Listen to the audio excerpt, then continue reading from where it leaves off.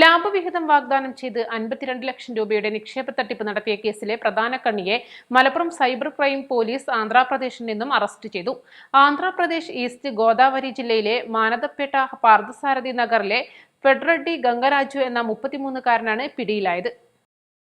പരാതിക്കാരനായ bank ഉദ്യോഗസ്ഥനെ Amazon promotion ഡിപ്പാർട്ട്മെന്റിൽ നിന്നാണെന്ന് പറഞ്ഞ് ധരിപ്പിച്ച് ഒരു ജോലി സാധ്യതയുണ്ടെന്നും മാസത്തിൽ നല്ലൊരു തുക ഉണ്ടാക്കാമെന്നും പറഞ്ഞ് വിശ്വസിപ്പിച്ചതിന്റെ അടിസ്ഥാനത്തിൽ വാട്സ്ആപ്പ് നമ്പർ വഴി പരാതിക്കാരനെ ബന്ധപ്പെട്ട് വാട്സ്ആപ്പിലൂടെ ടെലിഗ്രാം ഗ്രൂപ്പ് ലിങ്ക് അയച്ചു കൊടുത്ത് ഒരു ടെലിഗ്രാം ഗ്രൂപ്പിൽ ചേർക്കുകയും ഓൺലൈൻ റിവ്യൂ പോലെയുള്ള 25 ടാസ്കുകൾ ദിവസവും ചെയ്യണമെന്നും അതിൽ 5 ടാസ്ക് പ്രീപെയ്ഡ് അസൈൻമെന്റുകൾ ആണെന്നും അവയിൽ ട്രേഡ് ചെയ്താൽ 30% മുതൽ 45% വരെ കമ്മീഷൻ ലഭിക്കുമെന്നും പറഞ്ഞ് പ്രേരിപ്പിച്ച് വ്യത്യസ്ത സമയങ്ങളിൽ പല തവണകളായി പരാതിക്കാരന്റെ ബാങ്ക് അക്കൗണ്ടിൽ നിന്നും പ്രതികൾ ഉപയോഗിക്കുന്ന വിവിധ സംസ്ഥാനങ്ങളിലെ ബാങ്ക് അക്കൗണ്ടുകളിലേക്ക് പണം സ്വീകരിച്ചാണ് തട്ടിപ്പ് നടത്തിയിരുന്നത്.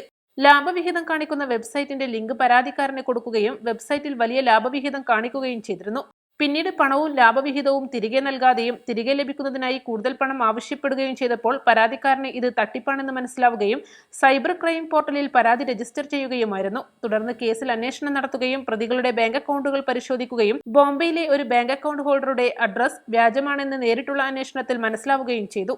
തുടർന്ന് ഏറ്റവും കൂടുതൽ പണം അയച്ചിട്ടുള്ള ബാങ്ക് അക്കൗണ്ട് ഹോൾഡറുടെ അഡ്രസ് ആന്ധ്രാപ്രദേശ് പോലീസിന്റെ സഹായത്തോടെ അന്വേഷണം നടത്തിയതിൽ പ്രസ്തുത സ്ഥലത്ത് അങ്ങനെയൊരു വ്യക്തി താമസിക്കുന്നില്ല എന്ന വിവരമാണ് ലഭിച്ചത്. ഈ പ്രതിയായ ഫെഡ്റഡി ഗംഗരാജു എന്നയാളുടെ സോഷ്യൽ മീഡിയ അക്കൗണ്ട് പരിശോധിച്ച് പ്രതിയുടെ ലൊക്കേഷൻ കണ്ടെത്തുകയും ചെയ്തു.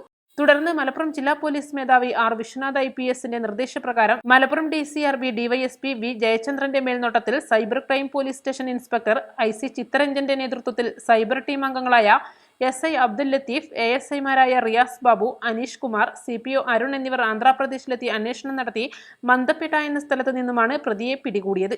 East live, Malappuram.